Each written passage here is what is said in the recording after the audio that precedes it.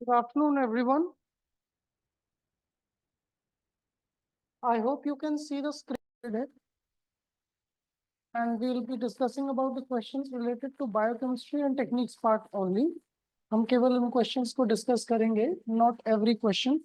So let's quickly move on to those questions which are related to biochemistry per se. Some of the questions which you see here are from molecular biology.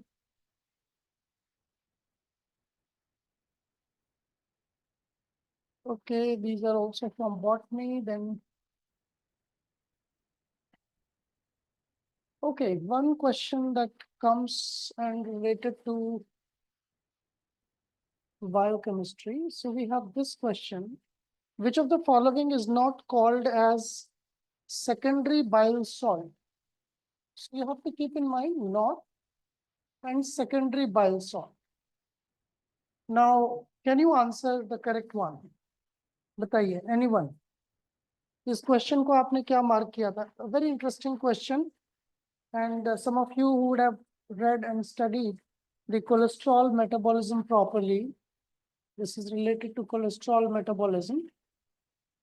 अगर आपने उसे ठीक से पढ़ा होगा या bile salts के बारे में भी पढ़ा होगा तो आप इस क्वेश्चन का जवाब दे पाएंगे. What do you think, as per you, आप लोगों के अकॉर्डिंग क्या आंसर होना चाहिए इसका? क्या लगता है?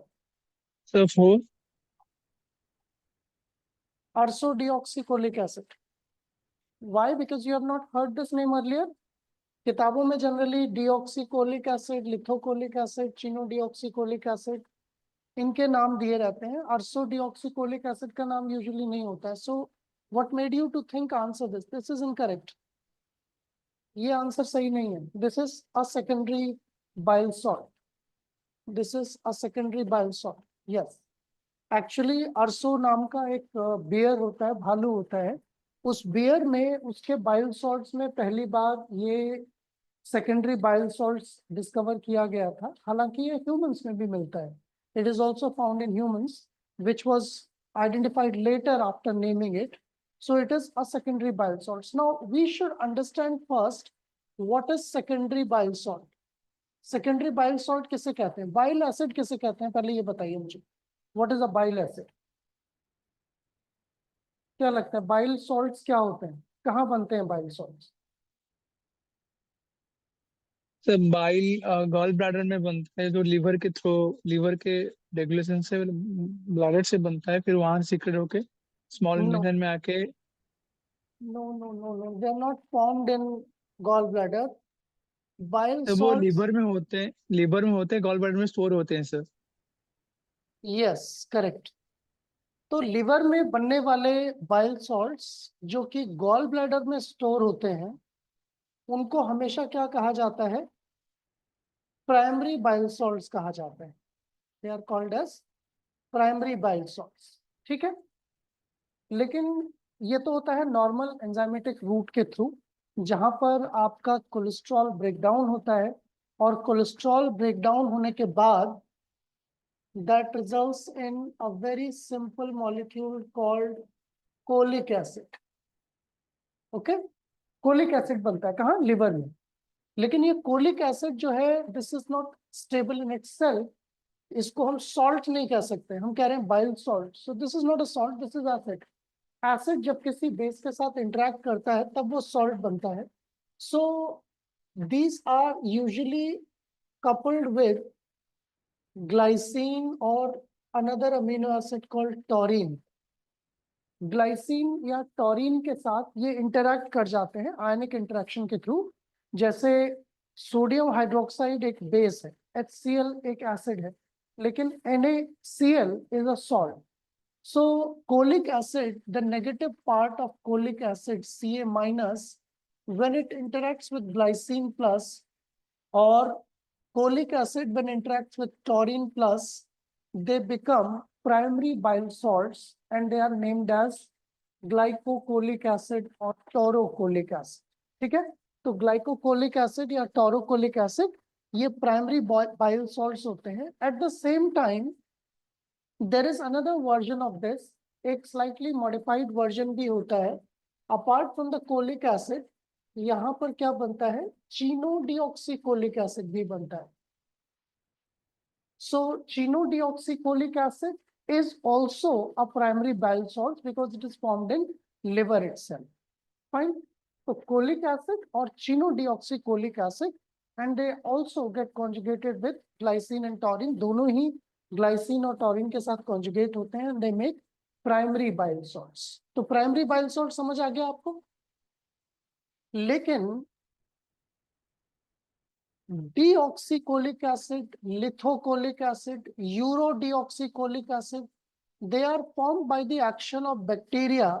ये हमारे एंजाइम काम नहीं करते हैं इन पे, ये बैक्टीरियल मेटाबॉलिज्म के प्रोडक्ट होते हैं जो कि हमारी इंटेस्टाइन में बनते हैं.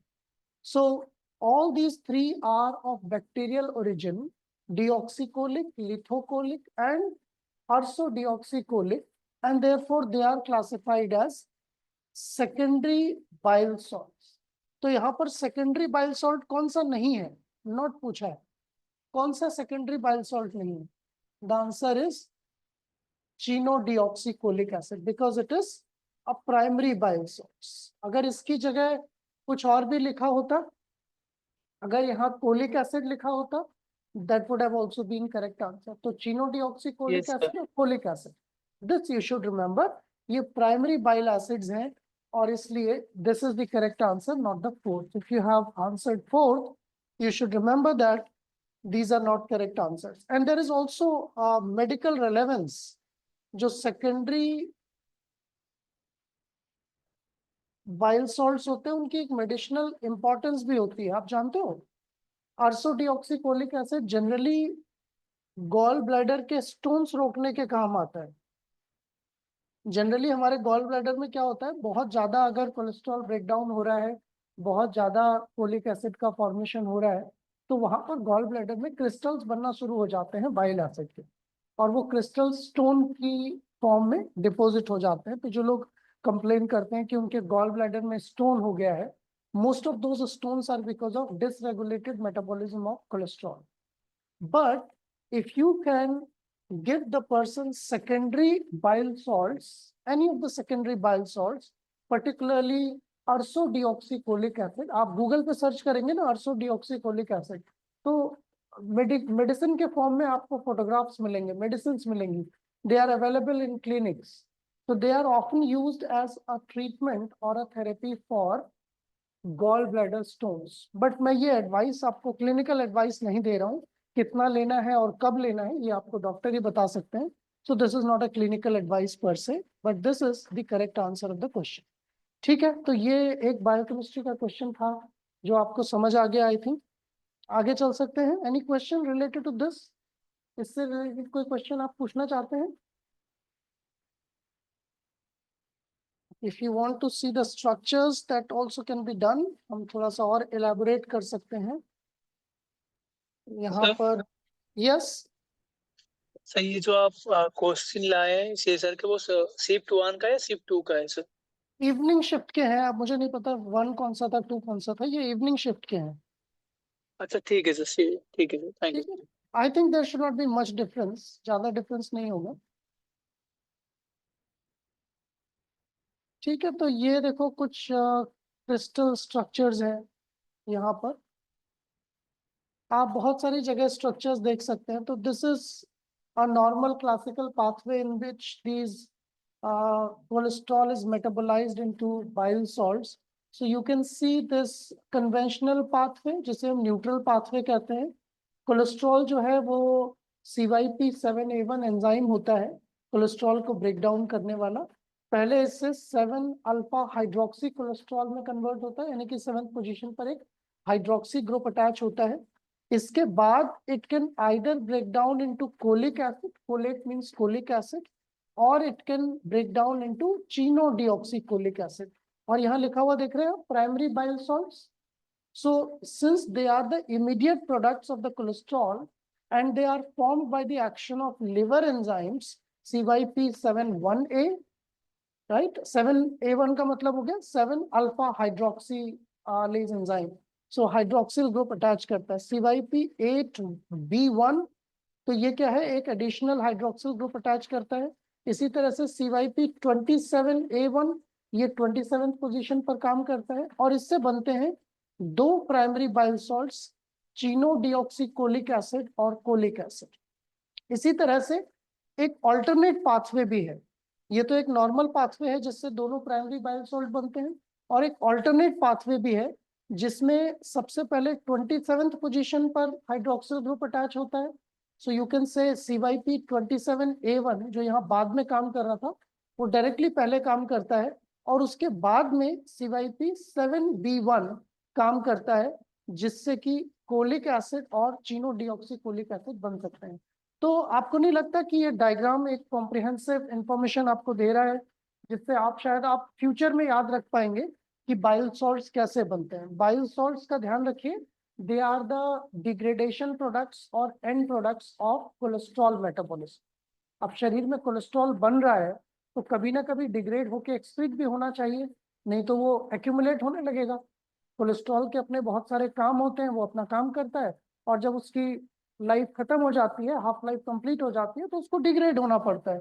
तो डिग्रेडेशन के लिए जो प्राइमरी रूट है वो ये है, चिनोडिऑक्सीकोलेट और कोलेट, या फिर एक ऑल्टरनेट एसिडिक पाथवे है, उससे भी चिनोडिऑक्सीकोलेट और कोलेट बनते हैं, राइट। और इनमें क्या डिफरेंस होता है? कोलेस्ट्रॉल के स्ट्रक्चर को आप कंपेयर करें तो एडिशनल हाइड्रोक्सिल ग्रुप अटैच होते हैं 7th पोजीशन पे और 27th पोजीशन पे और 8th पोजीशन पे। तो उन एडिशनल हाइड्रोक्सिल ग्रुप के अटैच होने से बनते हैं बाइल एसिड्स, और ये बाइल एसिड्स किसके साथ इंटरेक्ट कर सकते हैं सॉल्ट बनने के लिए? बाइल एसिड से सॉल्ट किसे कहते हैं बताइए? बाइल एसिड और बाइल सॉल्ट में क्या डिफरेंस है? जब भी बेसिक जुड़ेगा तभी उसको सॉल्ट बोलेंगे, जब भी नहीं होगा तो उसको एसिड व्हाट इज बोलेंगे ना। What is the basic component? Colic acid का सॉल्ट कौन सा होता है बॉडी में, या चिनोडिऑक्सीकोलिक एसिड का सॉल्ट कौन सा होता है बॉडी में, बताइए? किस चीज के साथ इंटरेक्ट करते हैं जनरली सॉल्ट के फॉर्म में? गॉल ब्लैडर में जब ये स्टोर होते हैं सॉल्ट की तरह, तो किस चीज के साथ इंटरेक्ट करके सॉल्ट बनाते हैं ये चीजें? ग्लाइसिन और टोरिन। ग्लाइसिन और टॉरिन। तो ये बातें आपको याद रखनी है। कोलिक एसिड और चिनोडिऑक्सीकोलिक एसिड, यही दो प्राइमरी बाइल सॉल्ट्स हैं, बाइल एसिड्स हैं, और ये टॉरिन और ग्लाइसिन के साथ मिलकर सॉल्ट बनाते हैं और गॉल ब्लैडर में स्टोर होते हैं। अब ये सर्कुलेट होते होते मान लीजिए इंटेस्टाइन में पहुंचे, वहां पर बैक्टीरिया है, वहां पर बैक्टीरिया के कुछ एंजाइम है, उन्होंने इनको फर्दर मेटाबोलाइज किया। तो जनरली चिनोडिऑक्सीकोलिक और कोलिक एसिड किस में कन्वर्ट होते हैं? लिथोकोलिक एसिड और डीऑक्सीकोलिक एसिड में, या कभी कभी ये कन्वर्ट हो जाते हैं अर्सोडिऑक्सीकोलिक एसिड में।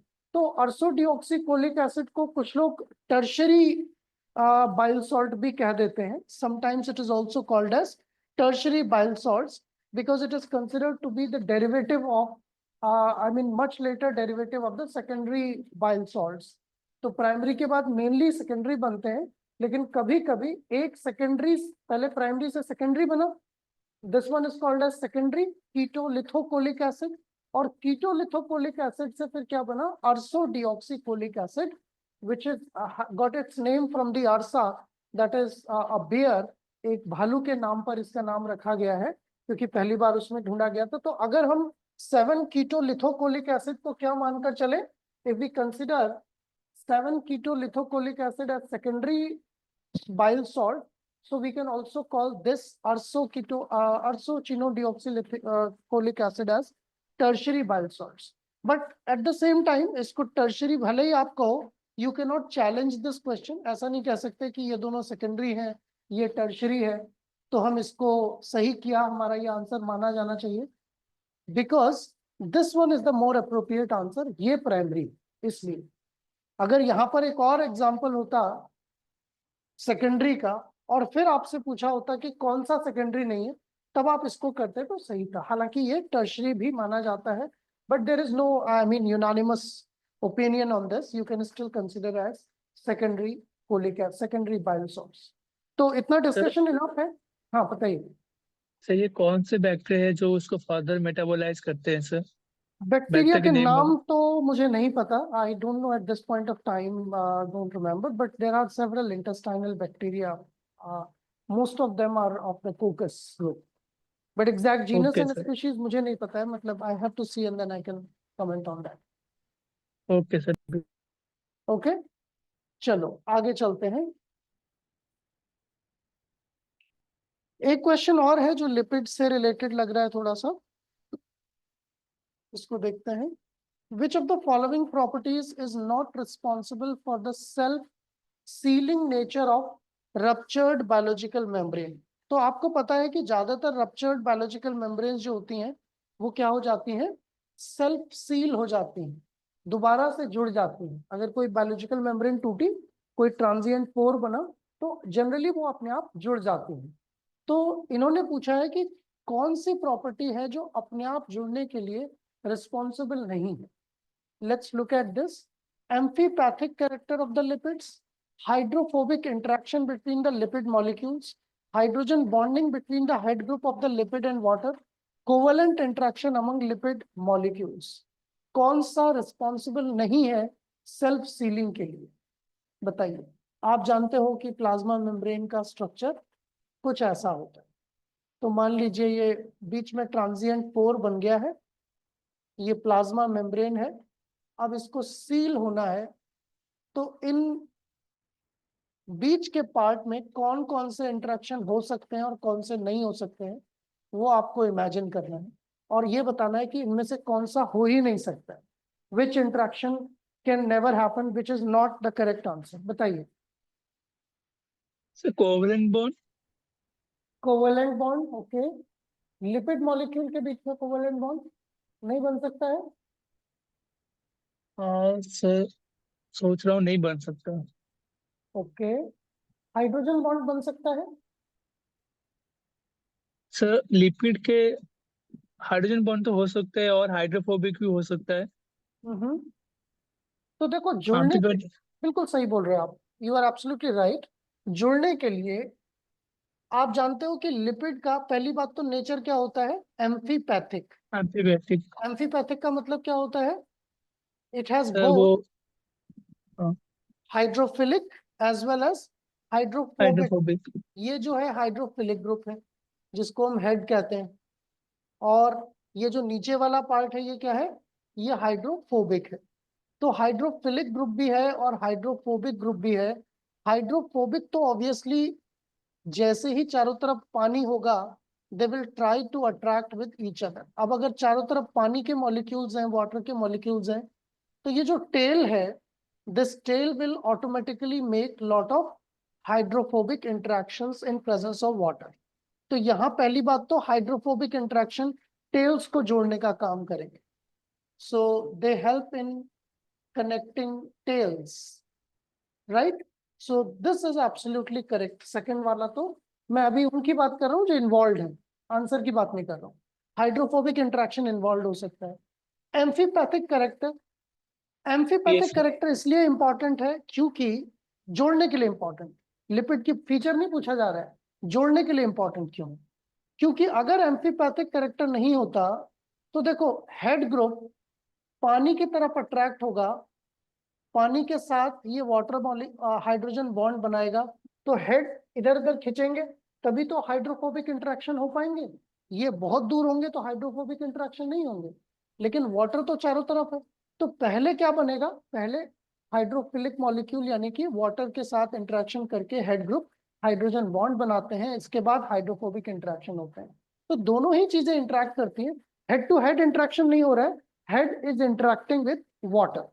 So yes sir. Hydrogen bonding between the head group of the lipid and water, ये भी सही है, और amphipathic character of the lipid भी ठीक है।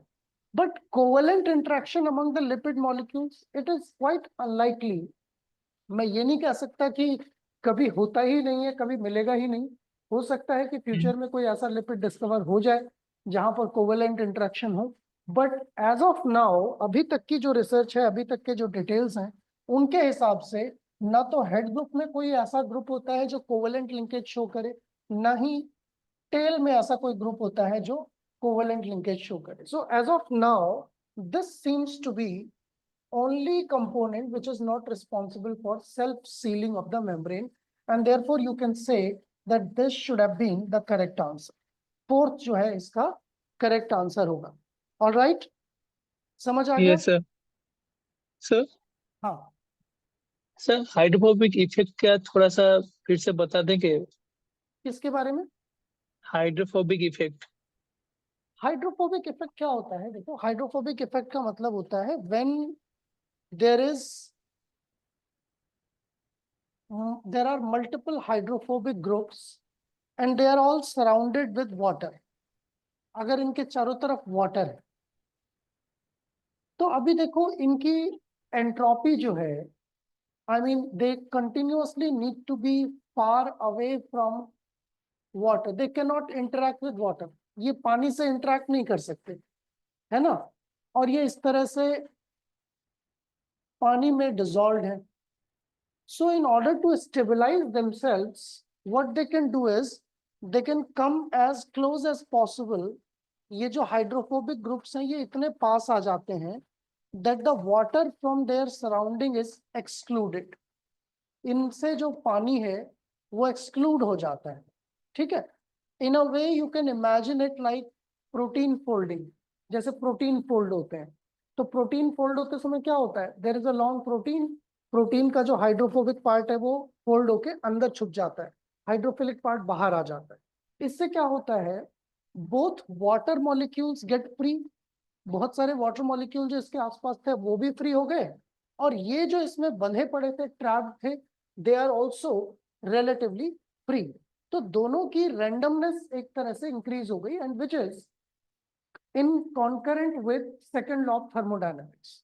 So second law of thermodynamics ये कहता है कि टोटल एंट्रोपी जो है सिस्टम और सराउंडिंग की, वो किसी भी स्पॉन्टेनियस प्रोसेस में इंक्रीज होनी चाहिए. तो अब ये इस तरह का शेप अगर लेंगे तो टोटल एंट्रोपी जो है वो क्या हो रही है, दैट इज इंक्रीजिंग. मतलब रैंडमनेस इंक्रीज हो रही है. आपको लग रहा होगा कि ऑर्डर्ड हो रहा है, लेकिन रैंडमनेस इंक्रीज हो रही है. पहले ये भी रैंडम नहीं थे, पानी के मॉलिक्यूल भी रैंडम नहीं थे, वो भी यहाँ ट्रैप्ड थे, ये भी ट्रैप्ड थे, लेकिन जैसे ही हाइड्रोफोबिक ग्रुप एक साथ आए, पानी भी फ्री हो गया और ये भी एक तरह से फ्री हो गया, तो रैंडमनेस इंक्रीज हो गई. सो this is the thermodynamic aspect of clubbing of hydrophobic groups, and all together you can call this as, इसी चीज को आप क्या कह सकते हो, हाइड्रोफोबिक इफेक्ट कह सकते हो. राइट. दूसरा चीज ये है कि जब भी एक मिथाइल ग्रुप पानी से दूर बरी होता है, every methyl group when it is buried away from water, that adds to stability of molecule. So some amount of free energy is now made available to the molecule. तो जो हम hydrophobic interaction की bond energy calculate करते हैं वो basically इसी factor पे करते हैं कि कितने मिथाइल ग्रुप पहले जो पानी के साथ थे वो पानी से दूर हो गए. So suppose there were 10 methyl groups in the middle chain which were interacting with water earlier, which were in presence of water, they are now away from water.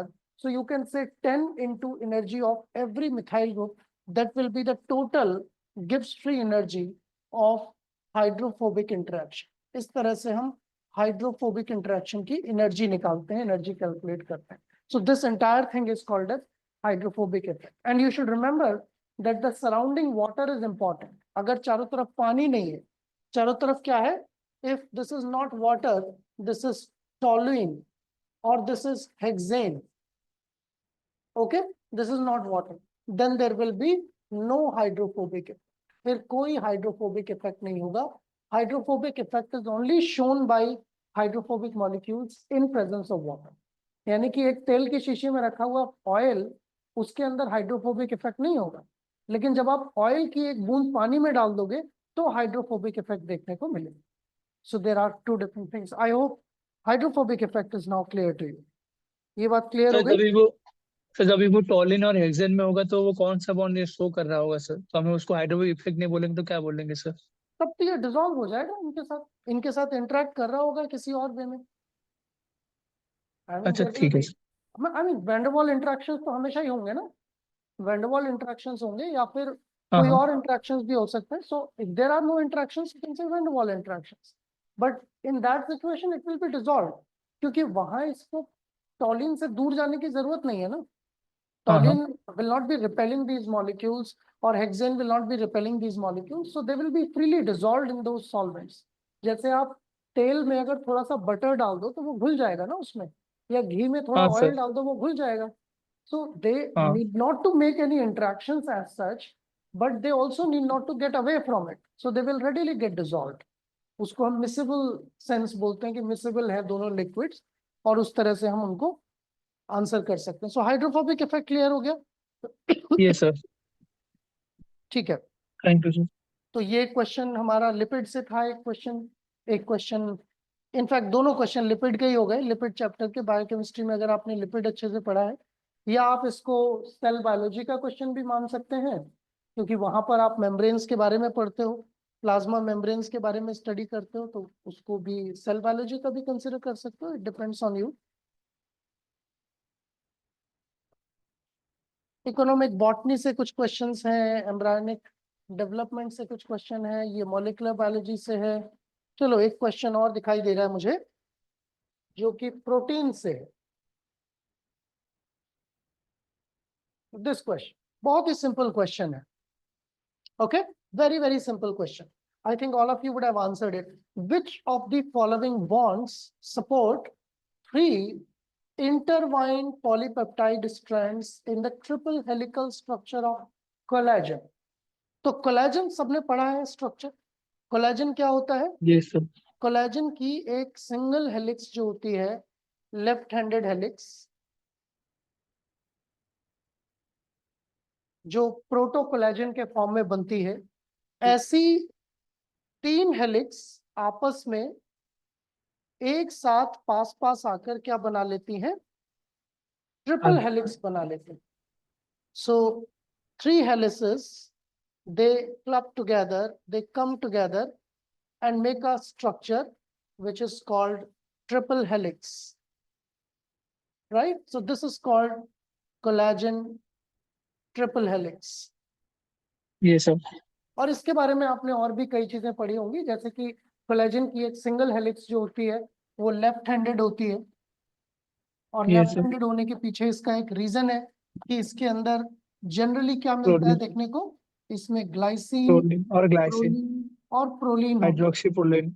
Yes, जिसमें से एक प्रोलीन क्या हो जाता है? हाइड्रोक्सिलेट हो जाती है.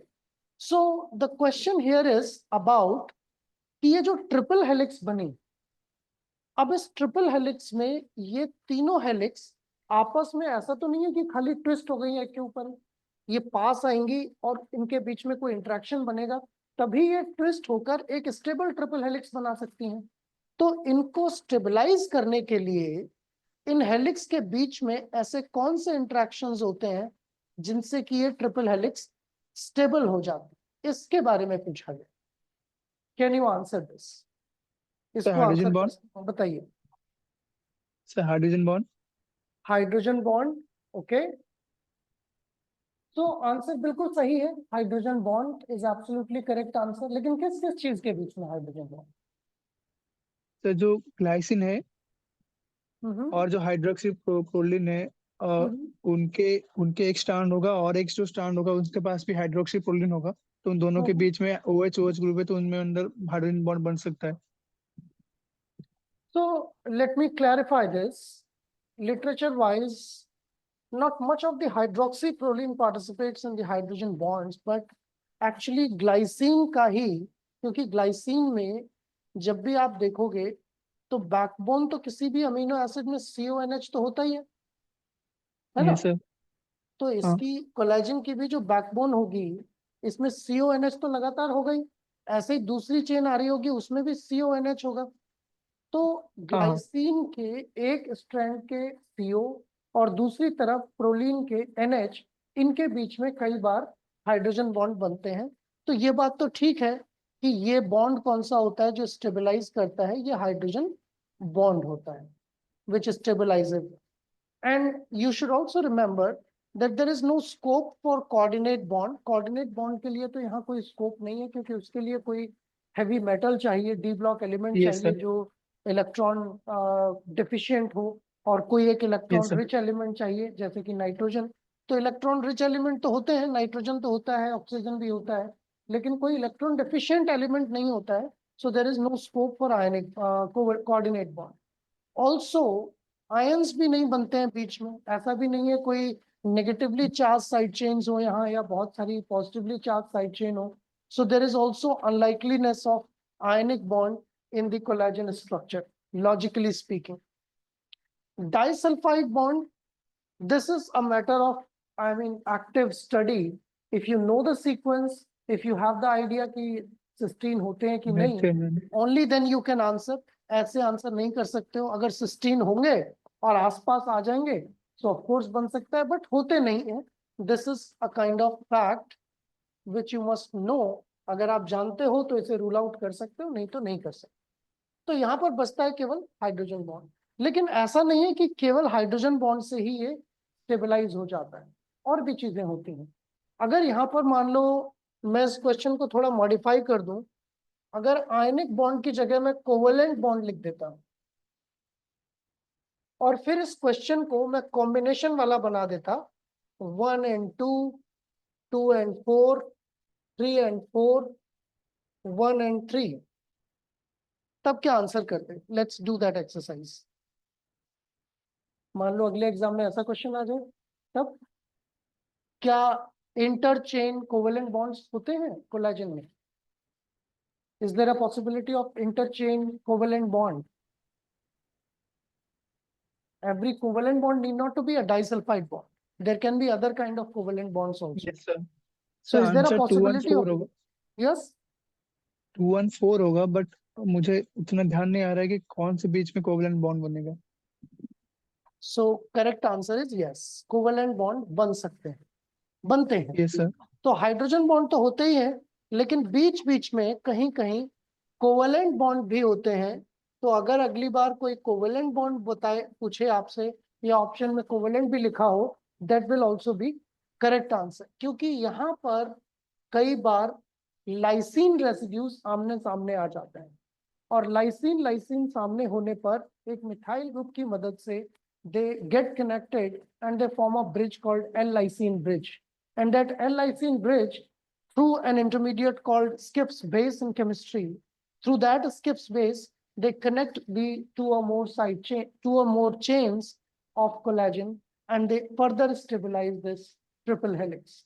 So in triple helix, we have both covalent bonds as well as hydrogen bonds, which stabilize the triple helix. And you know, then these triple helix make bundles, and these bundles are then present in your extracellular matrix. तो collagen जो है extracellular matrix का एक major part बनाता है with the help of this triple helix. Are we clear about this question? इस question को लेकर हम यस क्लियर सर। है? ठीक है। तो आप देख सकते हैं कि धीरे धीरे जो CSIR नेट का एग्जाम है, थोड़ी सी कॉम्प्लेक्सिटी बढ़ती जा रही है, और क्वेश्चंस जो हैं और अच्छे आते जा रहे हैं। टॉपिक से आपको डेप्थ में पढ़ने की जरूरत है। जब भी आप किसी स्ट्रक्चर या किसी चीज को पढ़ते हैं, you will have to study in greater detail. You can not go superficially and you may not expect the answers. चलो एक और अच्छा क्वेश्चन दिख गया मुझे, which is again from biochemistry. Protein से ही है, या कह सकते हैं अमीनो एसिड से। तो इस पर तो हमने क्लास में बहुत चर्चा की थी। We talked a lot about this. बहुत बार हमने पीकेए के बारे में बात की है। मुझे लगता है कि 2 क्लासेस, कभी कभी हमने पूरी क्लासेस ली हैं पीकेए के कॉन्सेप्ट को समझने के लिए। तो यहाँ पूछा गया है आपसे कि pKa of amino acid side chain, ठीक है, इसको आप क्या कह सकते हैं? अमीनो एसिड साइड चेन के पीकेए को, साइड चेन के पीकेए को दूसरा नाम क्या दिया जाता है? PK2 पीके, आर बोलते हैं, आर बोलते देखो एक होता है इसमें कार्बोक्सी ग्रुप, इसका जो pk1 होता है इसको pka1 कहते हैं। एक होता है अमीनो ग्रुप, इसके pka को pka2 बोलते हैं। और हैं। एक यस सर। होता है साइड चेन, इसका जो pka होता है उसको pkar बोलते हैं। ठीक है। 3 इसलिए नहीं बोलते हैं क्योंकि कभी ये वैल्यू इसके बीच में आती है, कभी ये इसके बाद होती है, तो इसलिए इसको 3 नहीं नंबर दिया जाता है। अगर पक्का पता होता कि ये फिर इसके बाद ये फिर इसके बाद ये, तो हम pk1 pk2 pk3 कह देते। लेकिन कुछ अमीनो एसिड के लिए ये pk1 के बाद ये होता है, फिर ये होता है। और कुछ अमीनो एसिड के लिए ये थर्ड नंबर पे आता है, इसलिए हम pK3 वर्ड यूज नहीं करते हैं, we use the term pKr। And what is technically pKa? pKa होता क्या है बेसिकली? किसी भी एसिड के लिए if you are representing an acid like this and you are representing its dissociation in this manner, so Ka is represented as the concentration of dissociated acid and undissociated acid।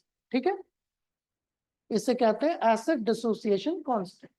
कितना acid dissociate हुआ उसका proportion और कितना undissociated था उस value को कहा जाता है Ka। And this gives you the strength of N acid. कोई एसिड कितना स्ट्रॉन्ग है वो इस बात से पता चलता है कि उसकी Ka वैल्यू कितनी ज्यादा है। तो स्ट्रॉन्ग एसिड जैसे HCl, H2SO4, इन सब के लिए Ka वैल्यू बहुत ज्यादा होगी, लेकिन जो वीक एसिड होंगे उनके लिए Ka की वैल्यू क्या होगी? बहुत कम होगी। बट जब Ka की वैल्यू कम होती है तो हम अक्सर इसका एक छोटा वर्जन ले लेते हैं जिसे हम कहते हैं नेगेटिव लॉग ऑफ Ka। और जब हम नेगेटिव लॉग ऑफ Ka लेते हैं तो इसका मीनिंग अपोजिट हो जाता है। यहाँ हम कह रहे हैं कि Ka ज्यादा होगा तो एसिड स्ट्रॉन्ग होगा, लेकिन जब Ka ज्यादा होगा ना तो pKa कम हो जाएगा क्योंकि वो नेगेटिव लॉग है। और जब Ka की वैल्यू बहुत कम होगी तो pKa की वैल्यू बहुत ज्यादा होगी। ठीक है, तो आप ऐसा समझ सकते हो, एक कंक्लूजन ऐसा बना सकते हो, pKa small means a molecule is more acidic, more acidic, और pKa लार्ज इसका मतलब लेस। less acidic. तो बेसिकली हम इसी कॉन्टेक्स्ट को यहाँ पर जस्टिफाई या एक्सप्लेन कर रहे हैं। यहाँ पर आपको 4 अमीनो एसिड दिए हैं और आप चारों अमीनो एसिड की साइड चेन के बारे में लगभग जानते हैं। ठीक है, साइड चेन की बात हो रही है। हिस्टिडीन के साइड चेन में क्या होता है? Imidazole ring, अमीनो ग्रुप होता है जो पॉजिटिवली चार्ज है। एस्पेरेटेट के साइड चेन में क्या होता है? कार्बोक्सी ग्रुप होता है। लाइसिन के साइड चेन में भी क्या होता है? NH. अमीनो ग्रुप होता है। और सेरीन के साइड चेन में क्या होता है? OH होता है।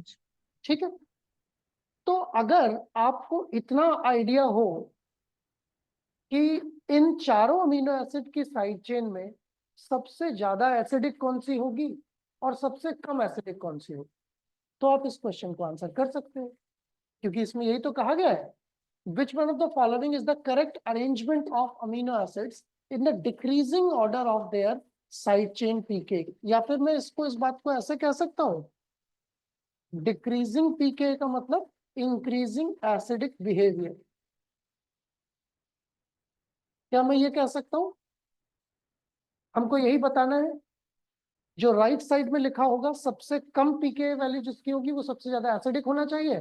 तो आपको सबसे कम एसिडिक से सबसे ज्यादा एसिडिक वाले अमीनो एसिड की तरह इनको अरेंज करना है साइड चेन। तो अब खुद ही बताइए आप, ये जो 4 नाम दिए हैं इनमें सबसे ज्यादा एसिडिक कौन सा होता है? देखो, ये तो अपना प्रोटॉन लूज करता नहीं है। कभी साइड चेन सेरीन की आयनाइज होती हुई देखी है आपने? कभी No ऐसा sir, देखा है कि सेरीन जो है वो O- हो गया, H+ रिलीज कर दिया? no तो sir. Serine is non ionisable side chain. ये क्या है? Non ionisable side chain. और अगर ये नॉन आयनाइजेबल साइड चेन है तो इसकी pKr की वैल्यू आपको मिलेगी ही नहीं। You will not have any pKr value, that means it will not ionise. और अगर pKr की वैल्यू नहीं है इसका मतलब आप उसे 14 मान सकते हो, मैक्सिमम वैल्यू जो हो सकती है, मतलब ये कभी आयनाइज ही नहीं होगा, तो इस वैल्यू को 14 माना जा सकता है डायरेक्ट। लेकिन तो सेरीन हमेशा फर्स्ट नंबर पे यानी कि लीस्ट एसिडिक, और सबसे ज्यादा एसिडिक कौन सा आएगा? Aspartate, Aspartate. क्योंकि एस्पर्टेट दिख रहा है आपको, एसिडिक होता है, अमीनो एसिड जी। एसिडिक साइड चेन होती है। जब हम अमीनो एसिड को क्लासिफाई करते हैं तो भी एस्पर्टेट को और ग्लूटामेट को कहाँ रखते हैं? एसिडिक में रखते हैं। हिस्टिडीन, अर्जिनिन, लाइसिन को कहाँ रखते हैं? बेसिक साइड चेन में Basic. रखते हैं। ठीक, तो सेरीन नहीं होता तो शायद आसान था ये सवाल, लेकिन ज्यादातर लोगों को प्रॉब्लम इसलिए हुई होगी क्योंकि सेरीन आ गया। अब सेरीन का क्या करें? तो आप इतना तो जानते हो कि सेरीन को हम अनचार्ज्ड पोलर रेजिड्यूज में काउंट करते हैं, मतलब ये चार्ज नहीं है। तो चार्ज नहीं है इसका मतलब ये बेसिक से भी दूर है, इनकी आयनाइजेशन पोटेंशियल है ही नहीं, तो इसको एक अलग कैटेगरी में रख दो। अगर हम सिर्फ इनकी बात करें, ठीक है, ये दो तो देखो रूल आउट हो गया, ये दो ऑप्शन तो पहले ही रूल आउट हो गए। सेरीन तो आपका एसिडिक हो ही नहीं सकता, तो ये ऑप्शन गलत, ये ऑप्शन गलत, बचते हैं ये दोनों जिसमें एस्पार्टेट की पीकेआर वैल्यू सबसे कम बताई है, और ये दोनों ऑप्शन सही हो सकते हैं। लेकिन इन दोनों में एग्जैक्टली कौन सा सही है, ये आपको कैसे पता चलेगा, इन दोनों के बारे में जानकर।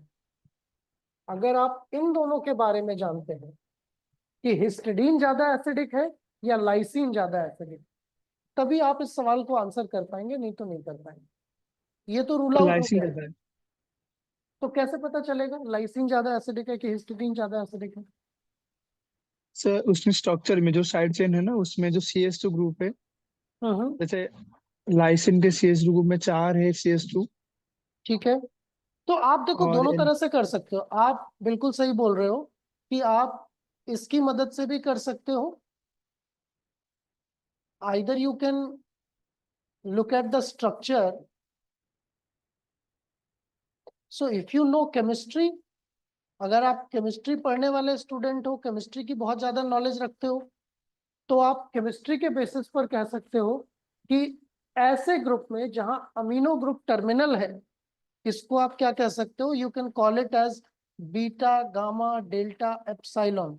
सो there is epsilon amino group, this is more basic than alpha beta gamma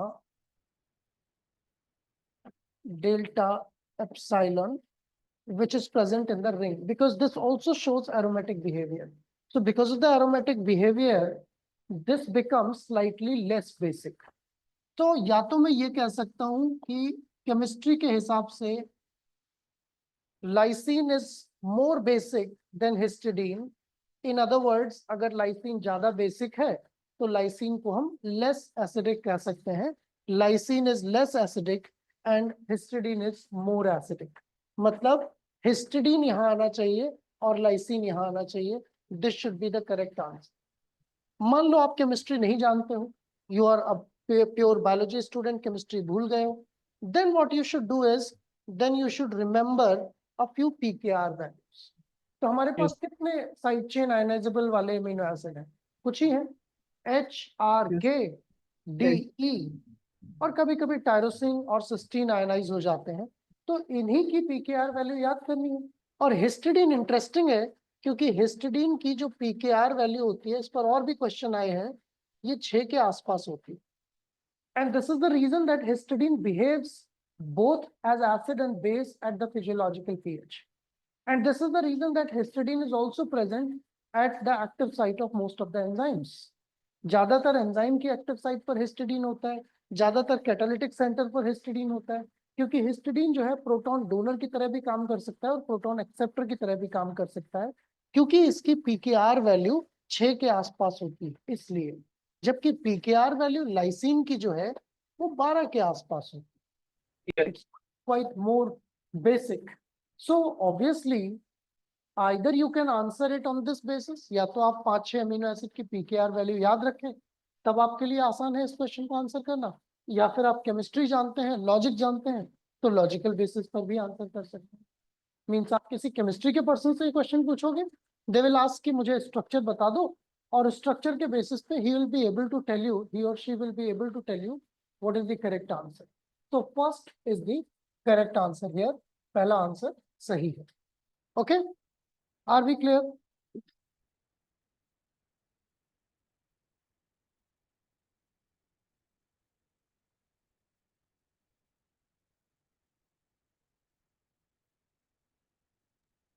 yes sir. So we have questions from ecology, questions from diversity of life, then developmental biology of plant, cadherin, that is a question from your immunology. Okay, one question. You can consider this question either from biochemistry, or you can consider this question from unit number 12, biosensors. आप किसी का भी question समझ सकते हो इसे। Unit 12 का भी समझ सकते हो या फिर आप इसको बायोकेमिस्ट्री का भी समझ सकते हो।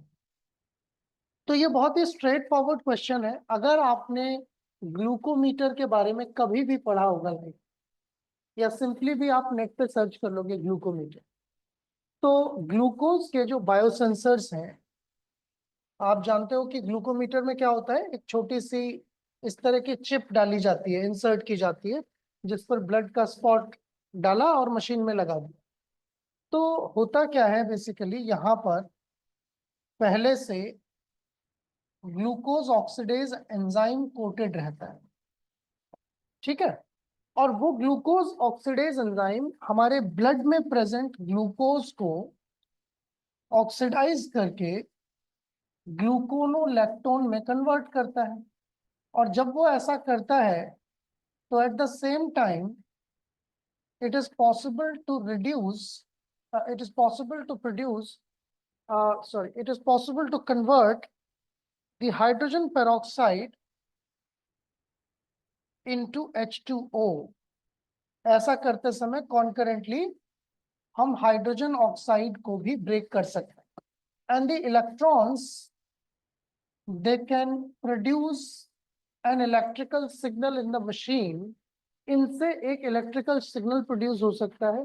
सो more the amount of glucose, blood में जितनी ज्यादा ग्लूकोज की अमाउंट होगी, उतना ही ज्यादा ग्लूकोज ऑक्सीडेज सबस्ट्रेट को प्रोडक्ट में कन्वर्ट करेगा, उतना ही ज्यादा सिग्नल प्रोड्यूस होगा। तो कम ग्लूकोज मतलब स्मॉलर सिग्नल, ज्यादा ग्लूकोज मतलब मोर signal, and that can be reflected on the screen of machine. So this is how typical glucometer work, and this is based on glucose oxidase. So I think this is a memory based question. अगर आपने कभी पढ़ा है life में glucometer या glucose biosensor के बारे में, क्योंकि जब भी आप बायोसेंसर के बारे में पढ़ते हैं, this is among the most popular type of biosensors, and almost every generation of biosensors have been created. Biosensor की कई जनरेशन है, पहली जनरेशन, दूसरी जनरेशन, तीसरी जनरेशन, जिनमें धीरे धीरे ग्रेजुअली सेंसिंग मेथड्स को इम्प्रूव किया गया था। However, every generation of glucometers, they are dependent on this basic enzyme called glucose oxidase. So glucose oxidase is the essential component of biosensors. And if you have given some time in reading biosensors, you would have definitely touched upon this point. This is not a very difficult question, a very simple but a memory-based question, which you should know from your memory. ये भी देखो कुछ memory based question है। I don't know where we can place this question, कहाँ place करेंगे, किस unit में, but आप इसको एंजाइमोलॉजी का क्वेश्चन समझ सकते हैं, इसको बॉटनी का क्वेश्चन समझ सकते हैं, इकोनॉमिक बॉटनी का, whatever unit you want to assign, you can do that. But yes, it is very interesting question, and this is of course a memory based question. ये एक मेमोरी बेस्ड क्वेश्चन है, जिसमें पूछा गया है कि acetohydroxy acid synthase, AHAS, AHAS, okay. So AHAS और AHAS typically plants के अंदर जो ब्रांच चेन अमीनो एसिड होते हैं, कौन कौन से ब्रांच चेन अमीनो एसिड होते हैं? Leucine, isoleucine and valine, okay, VLI। तो VLI के बायोसिंथेसिस के लिए AHAS की जरूरत पड़ती है। और आप देखोगे कि प्लांट्स को मारने के लिए जो हर्बिसाइड्स यूज होते हैं, ज्यादातर हर्बिसाइड्स जो हैं वो अमीनो एसिड बायोसिंथेसिस पाथवेज को टारगेट करते हैं। ये भले ही आपको ना पता हो, चलो आपको एक चीज तो पता होगी, ग्लाइफोसेट का नाम तो पता होगा, बहुत ही पॉपुलर हर्बिसाइड है। Yes sir, yes sir. तो ये किसको टारगेट करती है, किस एंजाइम को टारगेट करती है? Sir it targets an enzyme. Soybean के अंदर एक यस यस यस, बिल्कुल सही याद आ रहा है। ESPS, ESPS। EPSPS, हाँ sir. इनोइल पाइरुवाइल शिकेमेट phosphate synthase. Okay, so this enzyme is responsible for synthesis of aromatic amino acids. और एरोमेटिक अमीनो एसिड के सिंथेसिस को अगर ग्लाइफोसेट नाम के हर्बिसाइड डालकर इनहिबिट कर दिया जाता है, it's a kind of competitive inhibitor for this, so this can prevent the formation of this and eventually plant dies, plant मर जाता है। लेकिन इंटरेस्टिंग बात यह है कि सारे प्लांट जो है सब में इस एंजाइम का स्ट्रक्चर एक जैसा नहीं होता है, क्योंकि जीन अलग होंगे, थोड़ा बहुत सीक्वेंस अलग होगा, तो स्ट्रक्चर में भी अंतर होगा।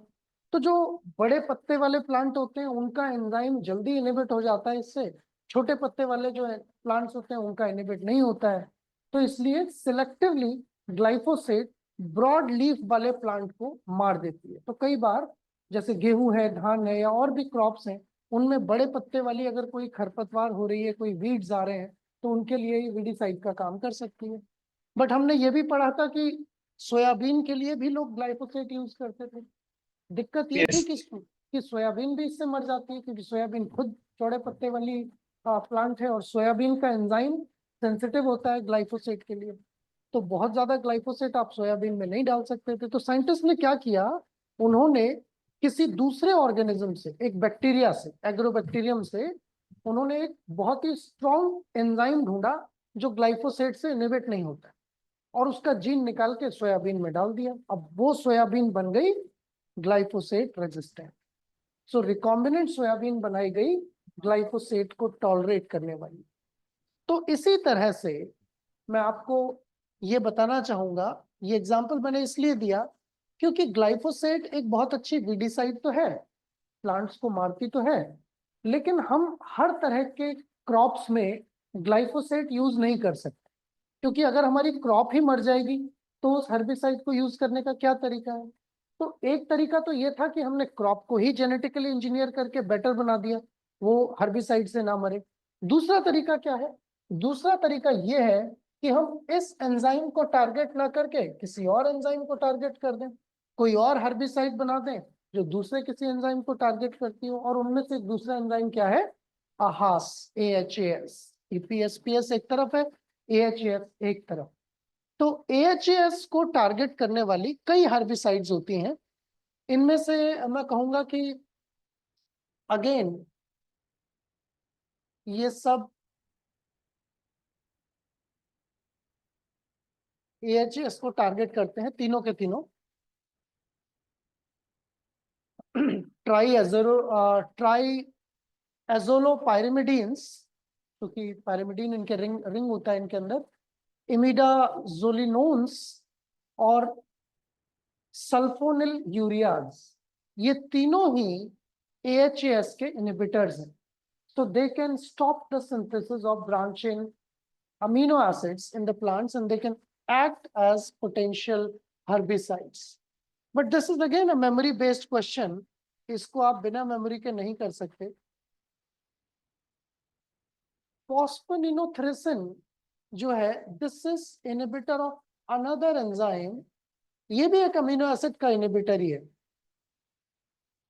ग्लूटामीन को बनाने वाला एंजाइम, ग्लूटामीन सिंथेटेज, उसको इनहिबिट करता है ये phosphoninothricin. So this is not inhibiting. This is also of course a herbicide. This is of course inhibiting an enzyme for biosynthetic pathway of amino acid, but this is not inhibiting AHA. तो ये भी एक memory based question था।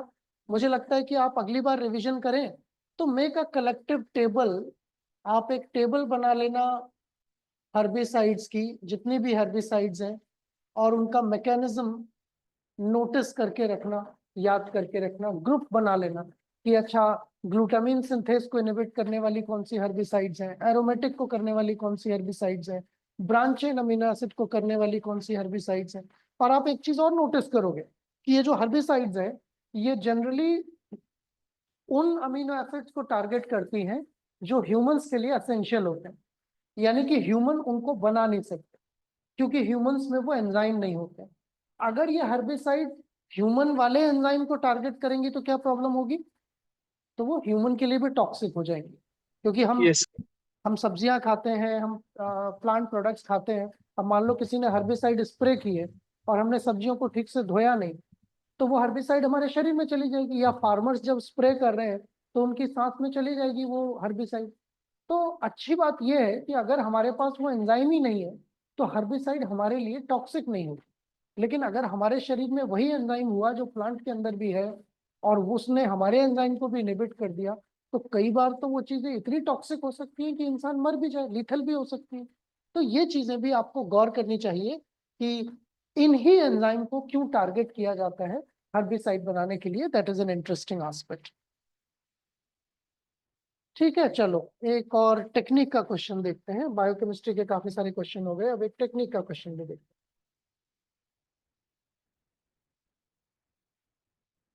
अब आप बताओगे इस question को। मैंने आपको पीसीआर भी पढ़ाया है, आपको पता है कि पीसीआर का मतलब क्या होता है। इसमें आपको क्या करना है, एक डीएनए के फ्रेगमेंट को आप एम्पलीफाई करना चाहते हैं, जो दिया गया है, सीक्वेंस दिया गया है, ठीक है, अपर केस में जो दिया गया है उसको एम्पलीफाई करना है, उसका आपको एम्प्लीकॉन बनाना है। तो प्राइमर किस रीजन के लिए बनाए जाने चाहिए और कौन से प्राइमर यूज करोगे? चार ऑप्शन दिए हैं सर आप।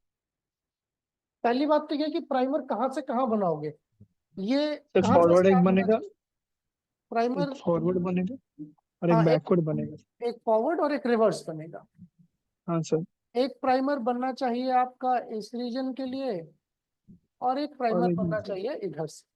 yes, और ऑफ कोर्स आप प्राइमर थोड़ा आउटर रीजन से बनाओगे ताकि ये सीक्वेंस एम्पलीफाई हो सके। तो आप देख लो कौन सा प्राइमर बनाना चाहिए आप। कितने बेसिस का प्राइमर दिया है इन्होंने? 3, 3, 6 और 2, 8। तो पहली बात तो इस क्वेश्चन में प्रॉब्लम ये है कि इतना बड़ा प्राइमर एक अच्छा प्राइमर नहीं माना जाता है, technically yes speaking. sir. 8 mer primer is not a good primer except for a technique called RAPD. केवल RAPD में आप 8 से 10 बेस पेयर के प्राइमर यूज करते हो, बाकी ऐसा सब क्यों सर? जगह। ऐसा इसलिए क्योंकि आप चाहते हो कि वो ज्यादा से ज्यादा जगह बाइंड करे। अगर बड़ा प्राइमर लोगे it will be more specific to a sequence and there will be very less chances that it will give amplification. So just to improve flexibility, छोटा प्राइमर होगा तो उसके चांसेस ज्यादा जगह बाइंड करने के, क्योंकि आपको सीक्वेंस नहीं पता, आप रैंडमली चाह रहे हो कि कहीं भी बाइंड करे। तो रैंडमली जब चाह रहे हो कहीं भी बाइंड करे तो छोटा प्राइमर लोगे, तभी ज्यादा चांसेस हैं बाइंड करने के। तो RAPD जो कि रैंडम एम्पलीफिकेशन होता है, वहां पर आप केवल छोटे प्राइमर यूज करते हो, इतना छोटा प्राइमर कभी यूज नहीं होता है। तो that is a technical incorrectness in this question. 20 to 24 base pair का ही प्राइमर यूज किया जाता है। बट ठीक है, इस क्वेश्चन में वो आपसे कोई एनालिसिस नहीं करवा रहे हैं, they are just seeking whether you know to understand to read the sequence और नॉट। वो ये जानना चाहते हैं कि आप सीक्वेंस रीड करना जानते हो कि नहीं। तो अब आपको बताना है कि इनमें से कौन सा ऑप्शन जो है प्राइमर को रिप्रेजेंट कर रहा होगा, सुटेबल प्राइमर होगा। तो किस रीजन के अगेंस्ट बनाया जाए बताइए। क्या लगता है आपको, कौन सा आंसर सही होना चाहिए?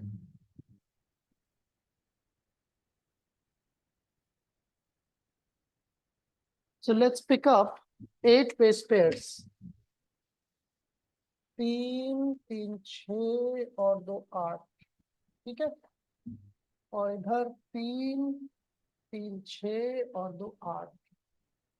ठीक है, अब मैं इसका कॉम्प्लीमेंट्री लिखता हूँ। let C me C write let me write the complementary of this. So here if you write, this will be 3 prime, यहाँ से शुरू होगा TCC TG A A AT। T. Okay, तो एक प्राइमर तो ये हो गया आपका इस साइड से। अब देखो सारे सीक्वेंस आपके 5 to 3 ही लिखे हुए हैं, 3 to 5 तो लिखे नहीं है, क्योंकि कन्वेंशन होता है डीएनए को 5 to 3 लिखा जाता है, उसको 3 to 5 नहीं लिखते हैं। तो पहले तो हम इसको 5 to 3 लिखेंगे, तो कैसा लिखा जाएगा? 5 prime TAA G T. GTCCT। ये तो एक प्राइमर तो मिल गया हमें। ठीक है, तो क्या एक प्राइमर मिलने से काम चल जाएगा? एक प्राइमर मिलने से काम चलेगा? हाँ हो गया, उधर से टू ही लग रहा है। ये वाला प्राइमर मिल गया ना, हाँ सर। तो एक प्राइमर तो ये होना चाहिए। दूसरा प्राइमर, अब देखो इसका कॉम्प्लीमेंट्री लिखो। तो इसका कॉम्प्लीमेंट्री ए होगा, यहाँ से आप लिखना शुरू करोगे, जी के opposite C C, ji C ji, T T, C sorry A C C A. Okay. Now look at this, whether this will be in 5 prime direction or 3 prime direction. तो पहली बात तो ये कि दूसरा प्राइमर जो आप बना रहे हो,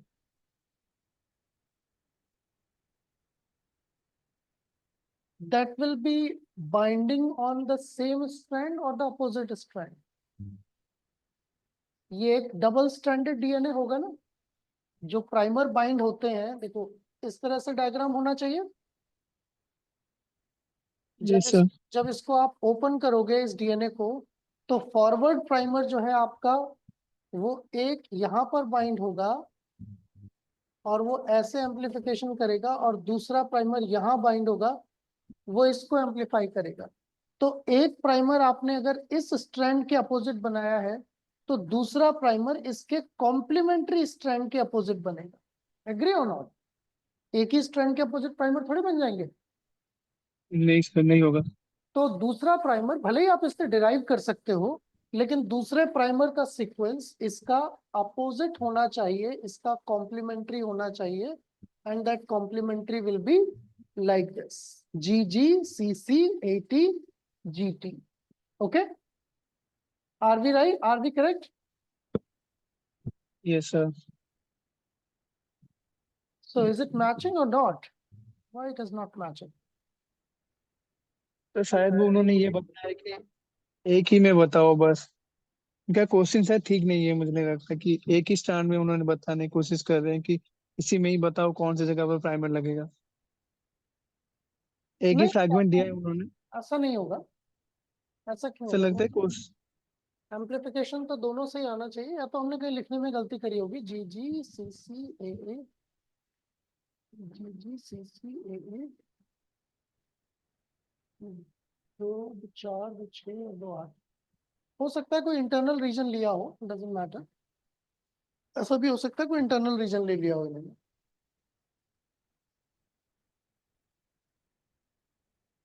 ये तो we are very sure that this is correct. So if we are very correct about this, let's see कि ये कैसे आएगा.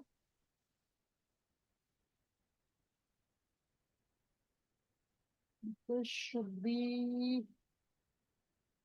T G A A C C G ji.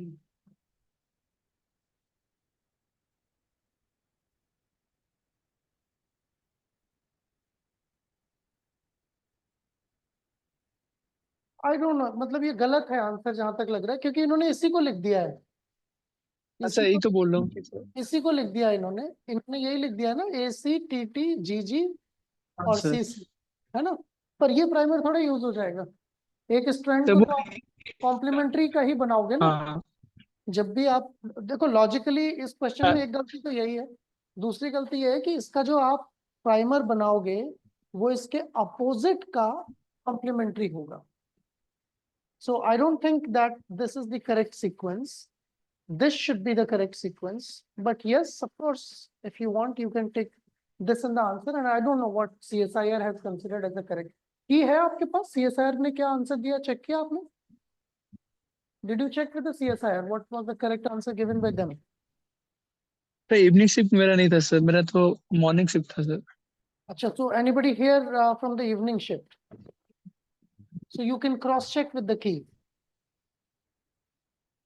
Sir इस क्वेश्चन को की के साथ क्रॉस चेक कर लेना, and that's the approach how you get to know the answer. Yes please बताइए. Sir sir please. Priming of वाला थोड़ा समझा देंगे क्या कह रहे हो?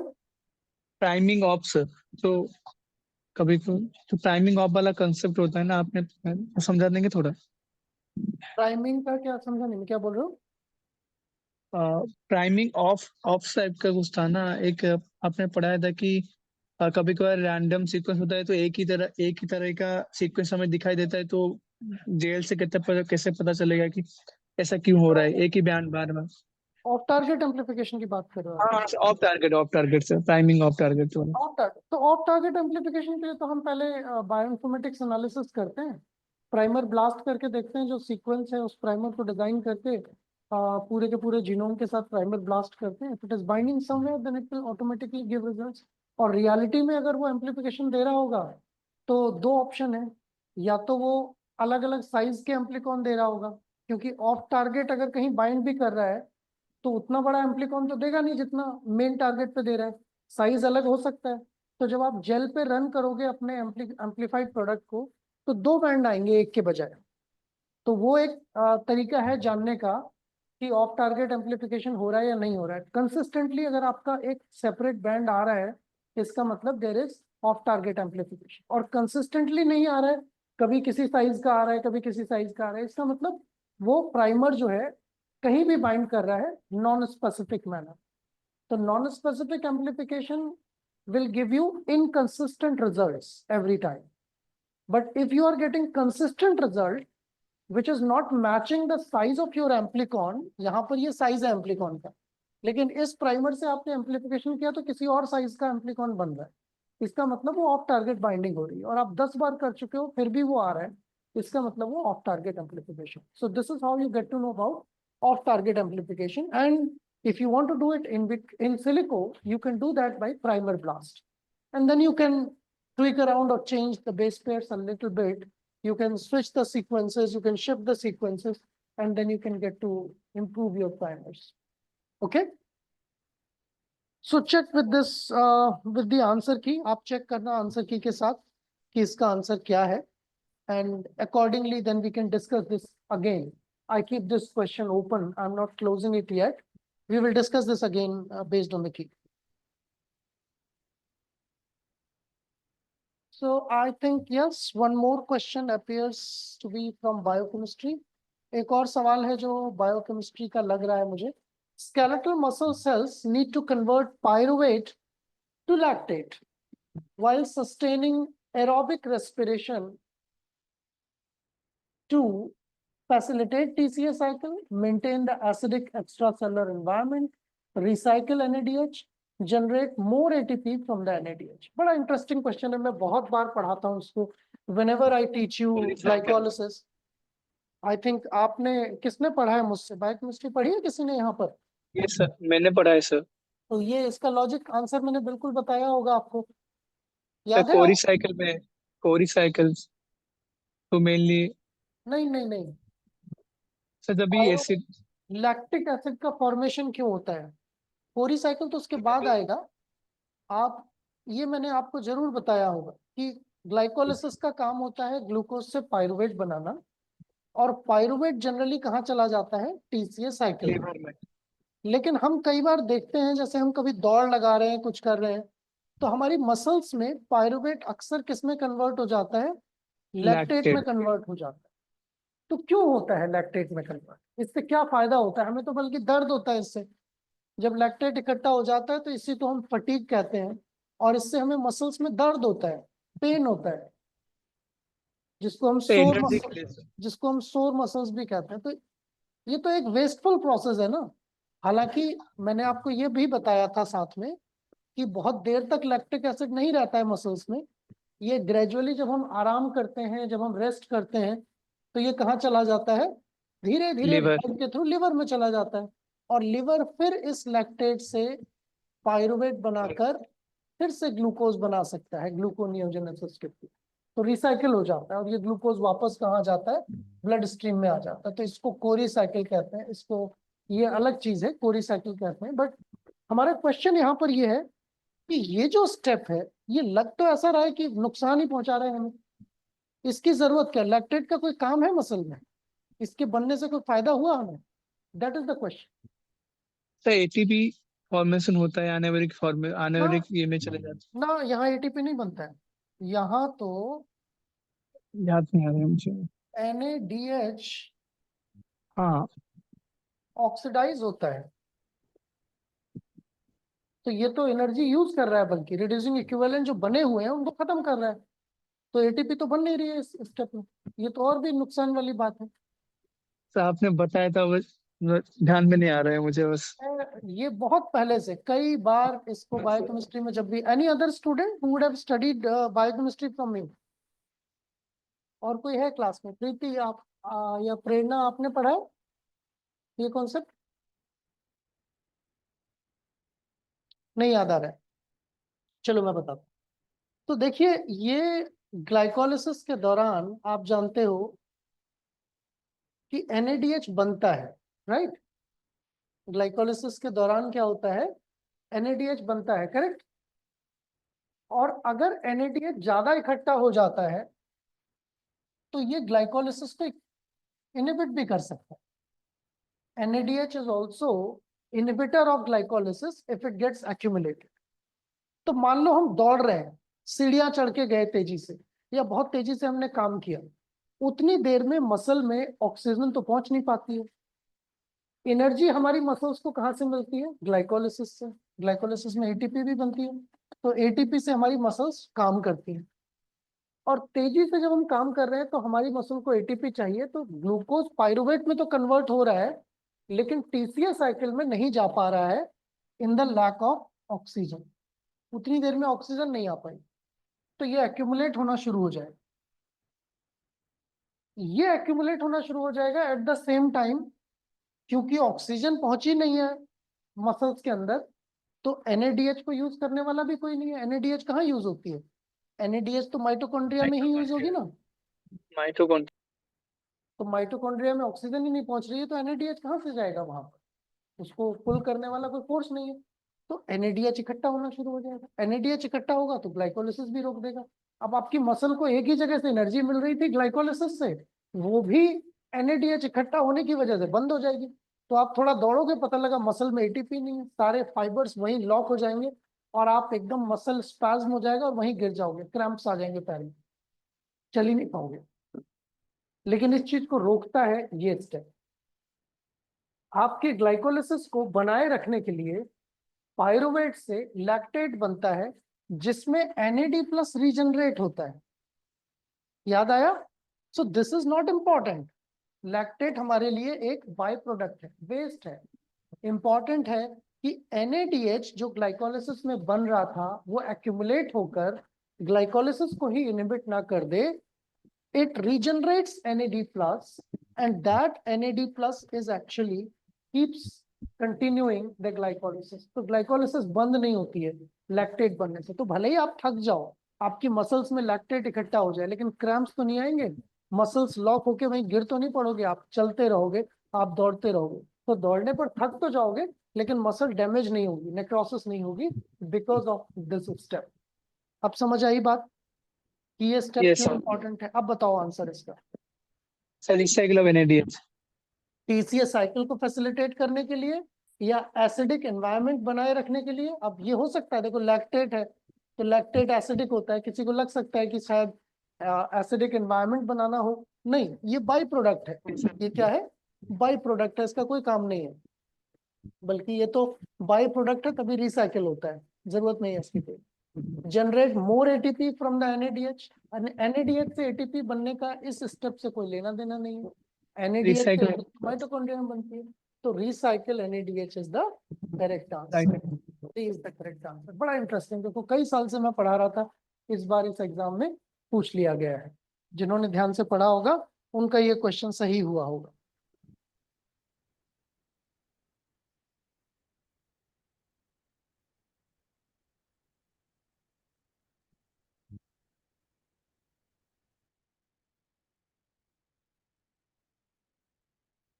चलो एक क्वेश्चन और दिख रहा है मुझे, one more question I can see.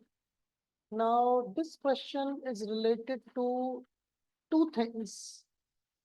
दो चीजें हैं। One, you should know the structures। पहली चीज तो ये कि आपको स्ट्रक्चर पहचानने आने चाहिए, और दूसरी चीज ये, अगर स्ट्रक्चर पहचान लेते हो तो आपको ये भी पता होना चाहिए कि अमीनो एसिड के जो एंड प्रोडक्ट या मेटाबॉलिक इंटरमीडिएट्स होते हैं वो कौन से होते हैं, मतलब ये स्ट्रक्चर किस अमीनो एसिड से के पाथवे से रिलेटेड है। बेसिकली ये पूछा गया है।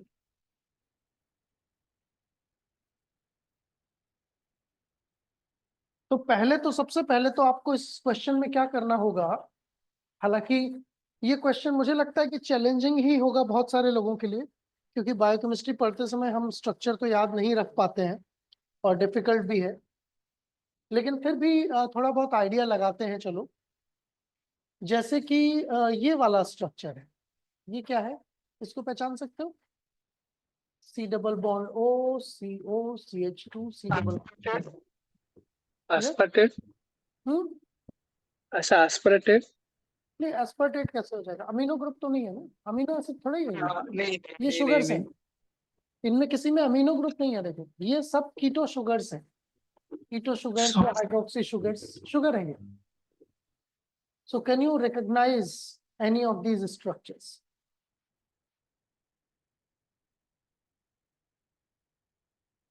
पहचान पा रहे हो स्ट्रक्चर्स? एक बार चेक करो, is it pyruvate? Pyruvate acid.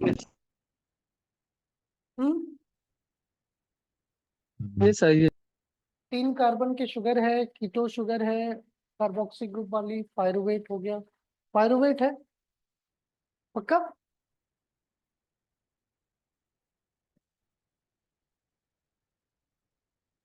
इसी तरह से अगर यहाँ पे SCOA ना लगा होता तो ये होता अल्फा कीटो ग्लूटरेट, क्योंकि अगर आप इस कार्बन पर अमीनो और H लगा दो और एक तरफ कार्बोक्सी लगा दो, तो यहाँ CH2 CH2 CH2 C double OH, that will give you alpha, that will give you glutamate. देखो यहाँ मैं आपको बताता हूँ ग्लूटामेट और इसमें अंतर बताता हूँ।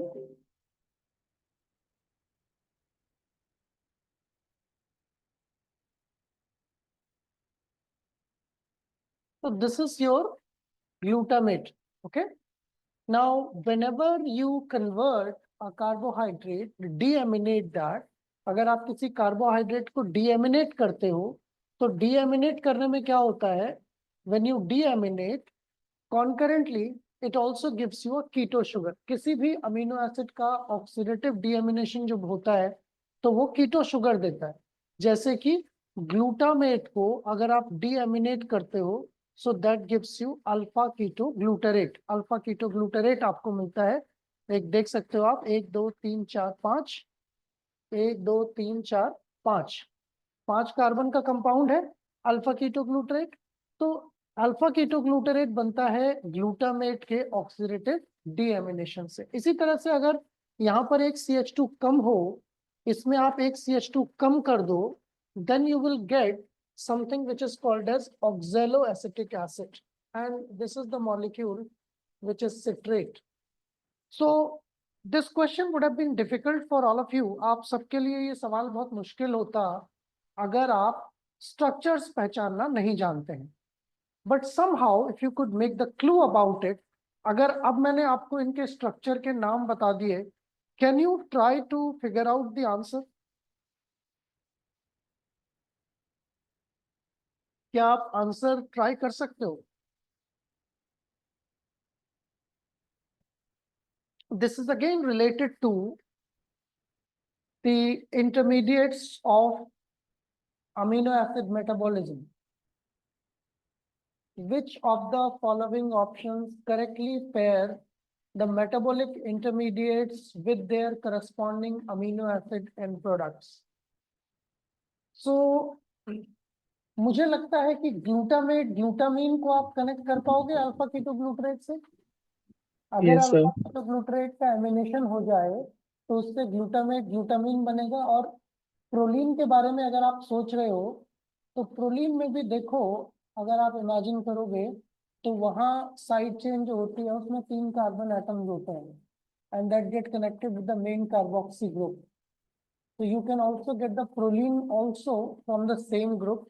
So glutamate, glutamine, proline, ये मैं आपको ट्रिक बता रहा हूँ एग्जाम की, मेरे लिए कोई बड़ी बात नहीं है। मैं इमीडिएटली आंसर देख के आपको बता सकता हूँ, because I know most of the structures, but I'm just telling you how you can try to at least solve this question. But I understand this question would have been difficult for majority of the people. ज़्यादातर लोगों के लिए मुश्किल रहा होगा. But at least if you know this is alpha ketoglutarate and you know that glutamate and glutamine can come from this amino acid and these sugars are correlated, you can come to a conclusion that 3 is connected with C. Okay, this is connected with C. So at least C to correct है. Okay. Now, can we go to another molecule? क्या हम किसी और molecule पर जा सकते हैं? Can we go to any other molecule? Histidine actually doesn't come from any of these intermediates that come from intermediates glucose 6-phosphate. Glucose 6-phosphate से ही branch out होके histidine बनता है. That's a different family. So E1 will not be connected. इसका मतलब ये incorrect है, इसके बारे में हम sure हो सकते हैं. हिस्टिडीन का कोई लेना देना नहीं होता है इन चारों इंटरमीडिएट से, तो E1 is incorrect.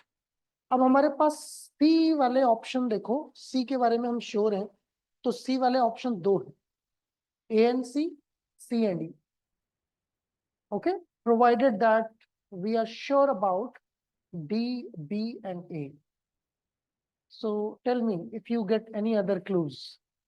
और कोई क्लू नजर आ रहा है आपको इस क्वेश्चन में? Do you get any other clue? Then I will show you the entire family of amino acids and we'll try to get the answer. Clue देखिए, oxaloacetate किससे related है? Oxaloacetic amino acid अगर इसका इस sugar का amination हो जाता है, it gives rise to aspartate. So aspartate and oxaloacetate are very closely related. Similarly, pyruvate का अगर amination हो जाता है, this makes alanine. इसके बारे में आपको पता होगा क्योंकि बायोकेमिस्ट्री में आपने एक चीज और पढ़ी है, पायरुवेट एलानिन साइकिल. जब पायरुवेट बहुत ज्यादा इकट्ठा होता है तो कई बार वो भी जो है सेल से या मसल से अमोनिया लेकर एलानिन बन जाता है और एलानिन बनकर लिवर तक चला जाता है और लिवर में वो अपना अमोनिया रिलीज करता है, वापस पायरुवेट बनता है और फिर वो ग्लूकोनियोजेनेसिस में चला जाता है और अमोनिया वहां पर रिलीज होकर यूरिया साइकिल में चली जाती है. तो पायरुवेट एक तरह से एलानिन बनकर अमोनिया के कैरियर का काम भी करता है, जगह जगह से अमोनिया इकट्ठा करने का काम भी करता है. So pyruvate alanine are very much related. So can you see somewhere the fourth option related with alanine? Any option which is showing pyruvate connected with alanine? B का जो IV alanine. B. Okay, so we have a few clues. इस question में थोड़े से clues मिले हमें, पूरी तरह क्लूज नहीं मिले हमें. ये क्लूज मिले कि this is connected to alanine, okay, this is connected to glutamate. So somehow we made a conclusion that B and C are correct. E जो है पूरी तरह incorrect है. Okay, so B और C जो है incorrect है. अब हम इसके बेसिस पर आंसर नहीं दे सकते हैं. It's not possible to answer. So what we need to know, इसके अलावा हमें और क्या जानना होगा? We need to know amino acid families. तो उसके लिए हमें सिर्फ एक चार्ट की जरूरत होगी.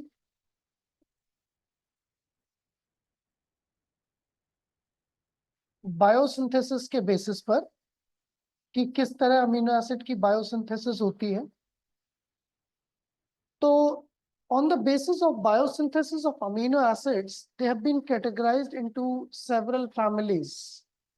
आप कोई भी स्टैंडर्ड बायोकेमिस्ट्री की किताब पढ़ें, चाहे वो लेनिंजर हो या वोइट एंड वोइट हो, whatever book you prefer to read, जो भी किताब आप पढ़ना चाहें वो पढ़ सकते हैं. And you can then try to figure out different families of amino acids. Let me show you a clear picture that can be a little bit more informative. Is it visible to you? Not clearly, sir. Not clear. Let me just open it.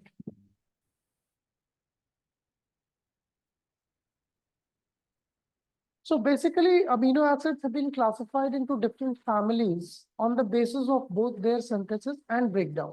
Breakdown के basis पर amino acid को हम divide करते हैं ketogenic, glucogenic और mixogenic. Pure ketogenic amino acid दो ही होते हैं. It is leucine and lysine, whereas rest of the amino acids either give intermediates of glucose and hence they are called as glucogenic or mixogenic. इसी तरह से biosynthesis के basis पर कि amino acid कैसे बनते हैं उसके बेसिस पर भी अलग अलग फैमिलीज हैं. Able to get a very clear picture, but seems like this is a relatively clear picture.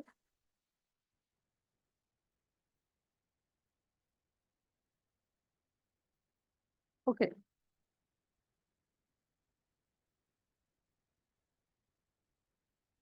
So this seems, is this clear? ये तो clear होगा, आपको दिख रहा होगा. हाँ सर. ठीक है. Although this is related to something else, but this also shows you the families of amino acids or breakdown groups. So you can see here, जब amino acid breakdown होते हैं तो leucine, lysine and aromatic amino acids. Leucine, lysine मैंने आपको क्या बताया था? They are pure ketogenic amino acid, यानी कि वो acetoacetyl coenzyme में बनाते हैं and they can also generate acetyl coenzyme. So acetyl coenzyme is unlikely to go back and form glucose again. इसीलिए ल्यूसीन और लाइसिन को हम कभी भी ग्लूकोजेनिक नहीं मानते हैं, हम उनको हमेशा कीटोजेनिक, प्योर कीटोजेनिक मानते हैं, ल्यूसीन और lysine. On the other hand, alanine, serine, tyrosine, tryptophan, threonine, cysteine, they can also generate pyruvate. तो आप देख रहे हो कि एरोमेटिक अमीनो एसिड, ये एरोमेटिक अमीनो एसिड जो है, on one hand they are forming acetyl coenzyme, मतलब they are showing the ketogenic behavior. At the same time, they are also showing glucogenic behavior. क्योंकि पायरुवेट बना है तो pyruvate से gluconeogenesis हो सकता है और ग्लूकोज भी बन सकता है. तो यहाँ पर ये क्या शो कर रहे हैं? Glucogenic behaviour. यहाँ पर ये क्या शो कर रहे हैं? Ketogenic behaviour. इसलिए टायरोसिन, ट्रिप्टोफैन और फिनाइलएलानिन को आप क्या कह सकते हो? मिक्सोजेनिक अमीनो एसिड कह सकते हो. जबकि ल्यूसीन, लाइसिन आपको सिर्फ एसिटाइल कोएंजाइम में बनते हुए दिखाई दे रहे होंगे. They are not participating in any other thing. So leucine or lysine, they are purely ketogenic, whereas these are mixogenic. ये जो है, ये mixogenic. Just give me a moment.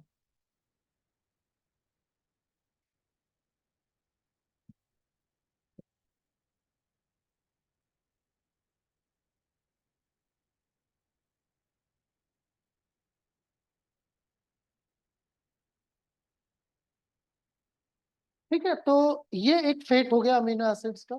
इसके बाद अगर आप देखेंगे तो देखिए एस्पर्टेट और एस्पेराजीन हम अभी डिस्कस कर रहे थे. एस्पेराटेट और ऑक्सैलोएसिटेट में लिंक है. एस्पेराटेट गिव्स राइज टू ऑक्सैलोएसिटेट, तो ये भी एक ग्लूकोजेनिक अमीनो एसिड की कैटेगरी में आता है. इसी तरह से ग्लूटामेट, ये अल्फा कीटो ग्लूटारिक एसिड बनाता है. और ग्लूटामेट और किन चीजों से बन सकता है? हिस्टिडीन, ग्लूटामीन, आर्जिनिन, वैलिन, ये इस पाथवे में आ सकते हैं. इसी तरह से methionine, isoleucine, serine, threonine, valine, ये सक्सिनाइल को एंजाइम में बना सकते हैं. और टायरोसिन और फिनाइलएलानिन फ्यूमरेट बना सकते हैं. तो ये क्या है? This is the metabolic fate और breakdown products of amino acids. So you can say except for leucine, lysine, rest all amino acids are considered to be either glucogenic or mixogenic. Now coming to another part, another aspect, that is biosynthesis part. So this is something that will answer your question completely. यहाँ पर हम देख सकते हैं कि total 6 अलग अलग families हैं. आप देखोगे कि हिस्टिडीन एक अलग ही फैमिली को बिलोंग कर रहा है. राइबोस 5 फॉस्फेट, यानी कि ये किससे बनता है? पेंटोज शुगर से बनता है. और पेंटोज शुगर कैसे बनती है? Any idea? ग्लूकोज के किस इंटरमीडिएट से बनती है पेंटोज शुगर? ग्लूकोज 6 फॉस्फेट से, है ना. ग्लूकोज 6 फॉस्फेट जो है डिहाइड्रोजनेज एंजाइम होता है, ग्लूकोज 6 फॉस्फेट डिहाइड्रोजनेज, उससे वो पेंटोज फॉस्फेट पाथवे में एंटर करता है और फिर बनाता है राइबोज 5 फॉस्फेट। तो राइबोज 5 फॉस्फेट से बनता है केवल हिस्टिडीन, और वो उस क्वेश्चन में था नहीं। इस क्वेश्चन में राइबोज 5 फॉस्फेट तो है नहीं, तो ये हिस्टिडीन वाला पॉइंट तो पहले ही रूल आउट हो गया, क्योंकि हम जानते हैं कि हिस्टिडीन कभी भी इनमें से किसी चीज से नहीं बनता। अब देखो इनमें कौन कौन सी चीजें थी। ऑक्सैलो एसीटेट था, ऑक्सैलो एसीटेट था वहां पर। ऑक्सैलो एसीटेट से देखो क्या बन रहा है इमीडिएटली, एस्पर्टिक। और क्या क्या बन रहा है, asparagine, methionine, threonine, lysine, isoleucine. इनको ध्यान रखना। ऑक्सैलो एसीटेट से क्या बना, aspartate, asparagine, methionine, threonine, lysine और आइसोल्यूसिन। तो क्या कोड दे सकते हैं इनका, सिंगल लेटर कोड बताओ मुझे सबका। एस्पर्टेट का क्या होता है, डी। एस्पराजीन का क्या होता है, एन। N. ठीक है, D N M T I K. D N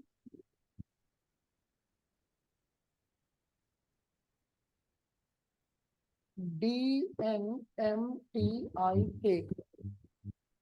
ठीक है, इसको आप जो चाहें जैसे चाहें बदल के देख लो, इसको कन्वर्ट करके देख लो।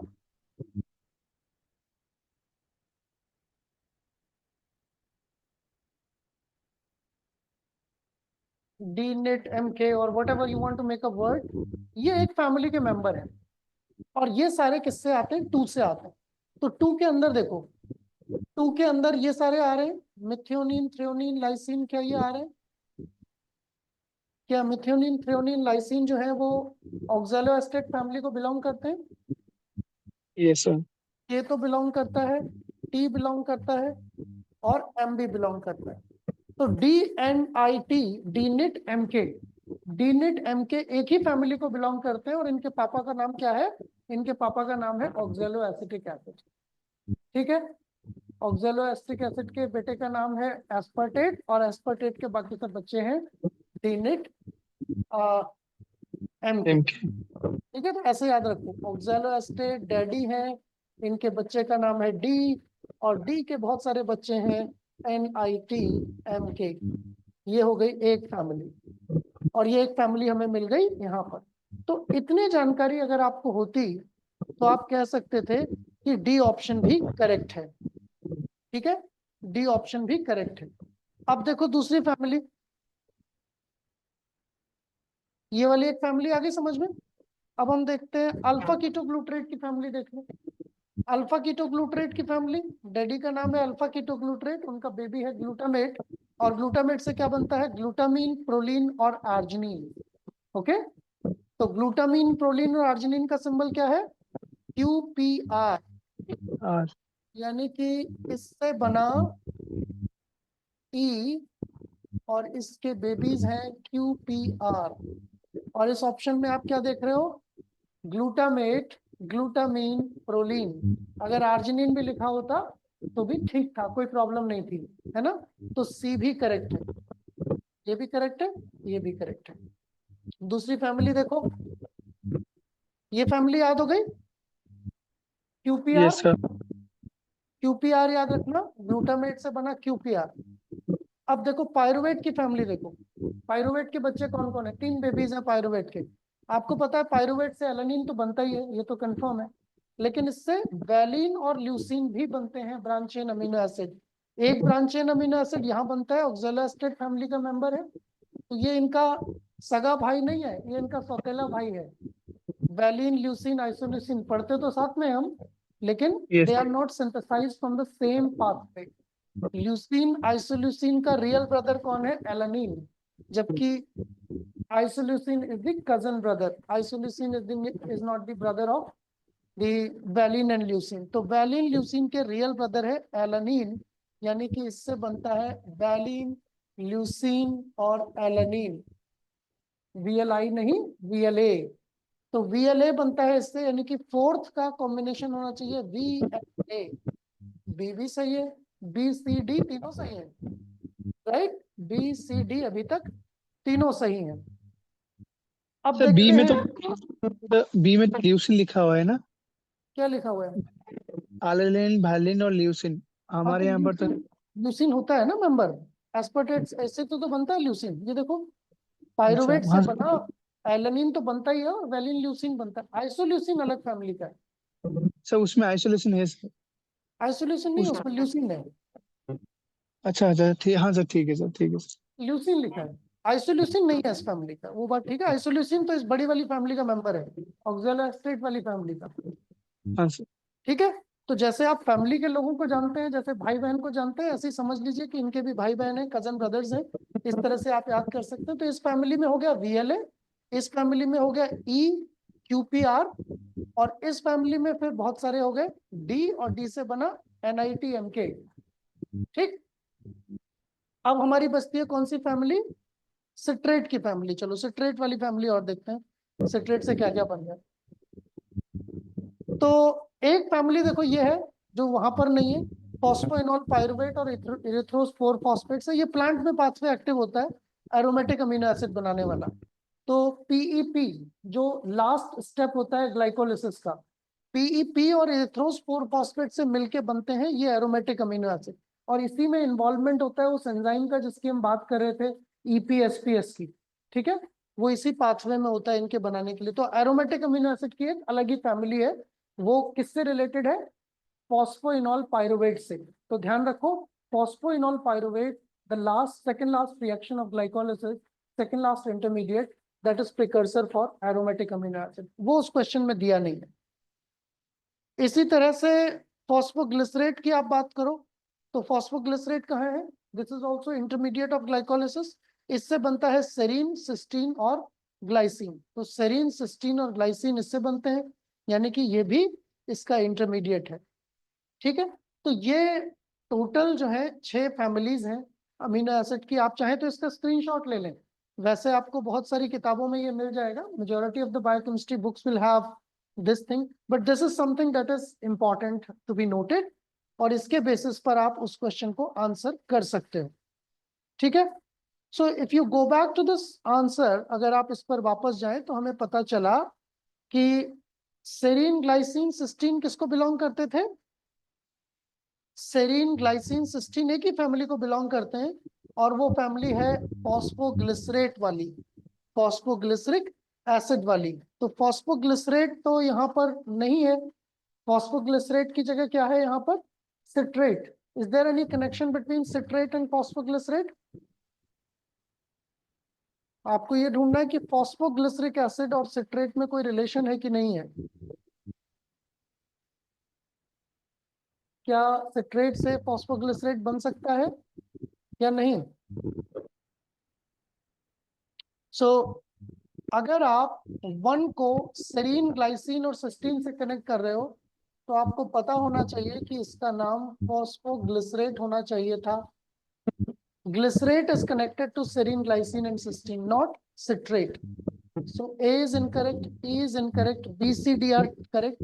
तो B, C, D में देख लो, B और D यहाँ पर दिए हैं। अगर B and C भी दिया होता या C and D भी दिया होता तो ये भी ठीक, B, C और D करेक्ट।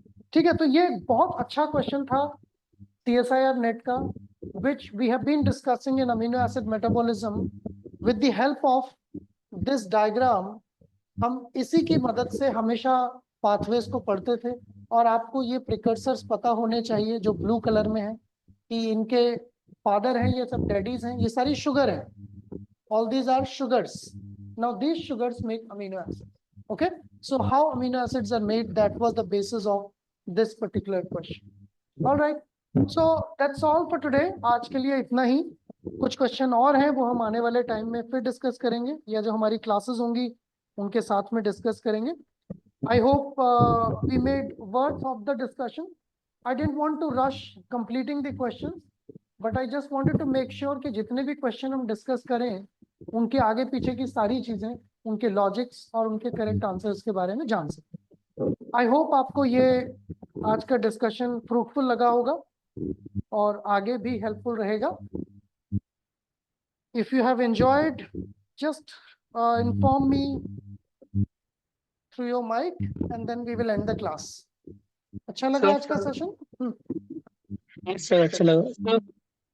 थोड़ा सा फिर से बता देंगे वो प्राइमिंग ऑफ वाला, टारगेट वाला प्राइमर समझा वाला? दीजिए। हाँ वो बोर्ड में समझा दीजिए थोड़ा सा।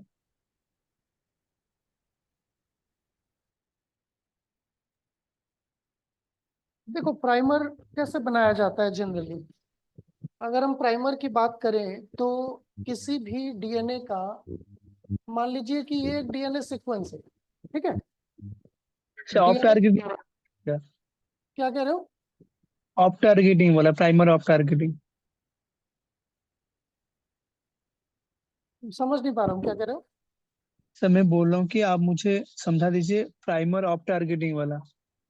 अच्छा वो बताना है सर, प्राइमर डिजाइन नहीं हाँ, बताना। नहीं नहीं वो नहीं सर। ठीक है ठीक है, ये तो समझ आ गया ना आपको कि यहाँ एक प्राइमर जो है यहाँ बाइंड होगा, हाँ इस सर। एरिया के लिए बनेगा, और एक और इस तरह। प्राइमर इस एरिया के लिए। तो इस तरह से तो प्राइमर डिजाइन करते हैं। अब ये जो प्राइमर है, हमारे पास जो टारगेट डीएनए है, मान लो कि वो बहुत बड़ा है, बहुत बड़ा डीएनए है, डबल स्टैंडर्ड, ठीक है। अब ये प्राइमर हमारा इस रीजन को एम्पलीफाई कर रहा था लेटस से, ये वाला पार्ट ये है, करेक्ट। सो ये sir. We are looking forward to amplify this part and make many copies of this part. Suppose this is having a length of 250 base pairs. मान लो इसकी लेंथ कितनी है, 250 base pair है। लेकिन यही प्राइमर अगर इनको कहीं और टारगेट मिल गया बाइंड होने के लिए, ये यहां भी बाइंड हो गए और एग्जैक्ट सीक्वेंस मिल गया इनको, तो एग्जैक्ट सीक्वेंस पे अगर बाइंड हो रहे हैं तो उसको हम नॉन स्पेसिफिक तो नहीं बोलेंगे। नॉन स्पेसिफिक तब बोलते हैं जब कंडीशंस खराब हो और वो किसी ऐसी जगह बाइंड हो जाए जहां कॉम्प्लीमेंटेरिटी ना हो, उसको हम नॉन स्पेसिफिक कहते हैं। और उसको आप थोड़ा सा टेम्परेचर बढ़ा के एनिलिंग का या आयनिक स्ट्रेंथ बदल कर खत्म कर सकते हो, नॉन स्पेसिफिक बाइंडिंग रोकी जा सकती है। लेकिन अगर ऑफ टारगेट बाइंडिंग हो रही है, ऑफ टारगेट मतलब ऐसा ही टारगेट, ऐसा ही सीक्वेंस जीनोम में कहीं और भी है या डीएनए सैंपल में कहीं और भी है, तो ये प्राइमर यहाँ बाइंड हो रहे हैं, यहाँ भी बाइंड हो और इसको भी एम्पलीफाई करेंगे। लेकिन अब क्योंकि ये प्राइमर यहाँ पर उतने ही गैप पे तो नहीं वो सीक्वेंस होगा, हो सकता है किसी और गैप पर हो। तो यहाँ अगर 200 बेस पेयर का बना रहा था, लेट से यहाँ पर 500 बेस पेयर का एम्पलीफिकेशन कर रहा है। तो आप जेल चलाकर इस बात को डिस्टिंग्विश कर सकते हो। जब आप जेल चलाओगे एम्पलीकॉन का, तो आपको एक 500 बेस पेयर का एम्पलीकॉन मिलेगा और एक 250 बेस पेयर का एम्पलीकॉन मिलेगा। अगर परफेक्ट है सब कुछ तो एक ही मिलना चाहिए। अगर ऑफ टारगेट एम्पलीफिकेशन नहीं हो रहा है तो 250 बेस पेयर का ही एम्पलीफिकेशन होना चाहिए, करेक्ट है ना। लेकिन अगर ऑफ टारगेट एम्पलीफिकेशन भी हो रहा है तो ऑफ टारगेट की वजह से आपका एक और बैंड आएगा। तो ये एक और बैंड अगर बार बार आ रहा है, जब भी आप पीसीआर कर रहे हो एक और बैंड आ रहा है, इसका मतलब ये ऑफ टारगेट है।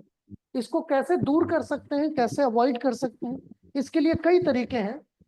इसका एक नेक्स्ट। तरीका है, either you can go for nested PCR, you can change your primers, आप अपने प्राइमर थोड़े बदल सकते हो, या फिर प्राइमर डिजाइन करते समय आप प्राइमर ब्लास्ट भी कर सकते हो। तो प्राइमर ब्लास्ट करके आप पहले ही चेक कर लो कि ऑफ टारगेट बाइंडिंग तो नहीं कहीं दिखा रहा है। ऑफ टारगेट बाइंडिंग दिखा रहा है तो प्राइमर्स को थोड़ा इंप्रूव कर लो, ठीक है।